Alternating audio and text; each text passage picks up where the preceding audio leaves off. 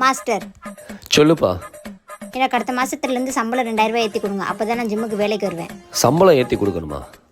ஆமாம், இப்போ உனக்கு சம்பளம் எவ்வளவு? 5000 ரூபா வாங்குறேன்.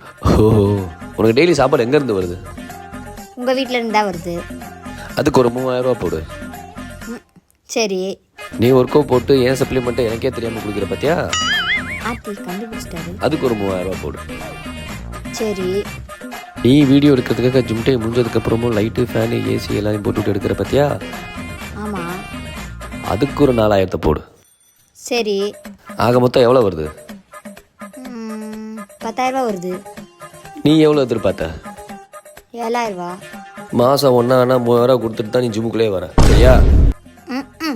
கிளம்பு. இல்லை மாஸ்டர், நீங்கள் சம்பளம் ஏற்றலாம் வேணாம். இந்த சம்பளமே எனக்கு போதும். நான் சும்மா விளாண்டு பார்த்தேன். ஆளப்பாரு, காப்பர் கம்பி மாதிரி இருந்துக்கிட்டு சம்பளத்தை ஏற்றி